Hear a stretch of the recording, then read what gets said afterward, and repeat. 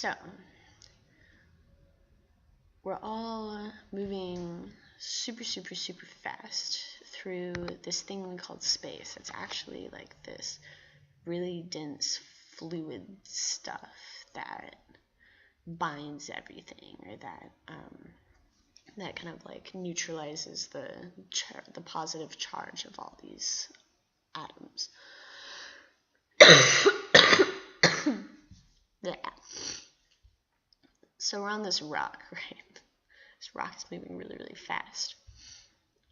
There's this black hole at the center of this rock that's producing a gravitational field all around it, so that those who are encompassed in this really, really wonderful protective little layer around this rock that I guess is produced somehow by the black hole, and depending on where the black hole goes, I don't know, the black hole goes somewhere and it's producing this protective atmosphere, and there are all these beings on this rock inside of the protective atmosphere, and they're all being drawn to the same point in space. They're all being drawn to the same black hole, and it's making all of their feet or their roots or their bottoms or whatever. It's making them all get stuck to the rock so that they're all traveling together through space.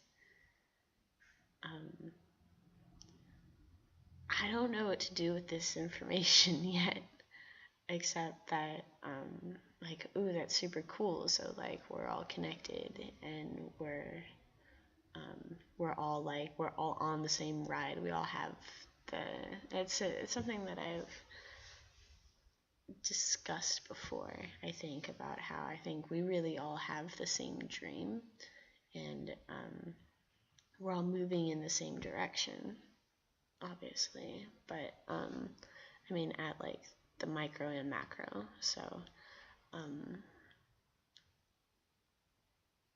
I don't know, like we're so infinitely small, and what we do is so infinitely impactful to everything, but what happens everywhere else is also so infinitely impacting to us. So we are a product of our environment, but our environment is also a product of us. And I didn't really think I was going to get into a place where I'm trying to discuss the meaning of life or something, but I don't know, like, I guess that's not the meaning of life. That's kind of like the function of existence is to be in flow and be in harmony, I guess. Or actually, because the other thing that's super helpful is to be a super unique anomaly that everything has to kind of adjust to. And maybe that is being in flow. Maybe maybe being in flow is like feeling like being so tapped in that you like really can be that anomaly.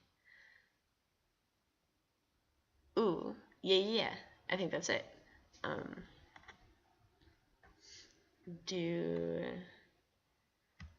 Wow, that's really interesting. Sorry, I know I'm not like talking. I'm just letting my brain go. But yeah, being a super significant outlier. If you, I've explained this before too, probably, but it's just the parabola, and you're like over here, maybe. It's hard on this screen over here, and it drags the parabola out to meet it because it's so dramatically out there that the whole thing kind of has to shift it so that the formula can account for that outlier.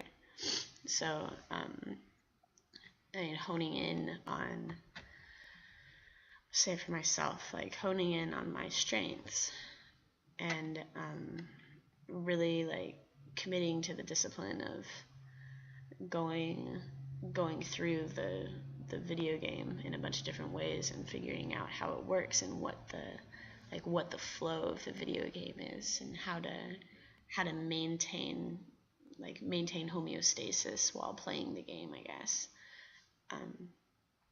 then I can do something that's an outlier, I guess. And if it's still in harmony with everything, then it shifts. I mean, it at least shifts all of my reality to meet that harmonious point. Because it's like, it's something the universe hasn't thought of yet, I guess. From my specific perspective, my point on the parabola, the universe hasn't thought of that, because I'm existing right now, like on this part of the timeline and this part of the Earth logos, just in the same way that everybody's unique ideas, once you figure out what has really already been thought of and already been tried, I guess. And I know time is infinite, and I know time is not linear, but we need to talk from the Earth logos, because that is the timeline that we are on right now. But I don't know. That's my ramblings for today. It's enough.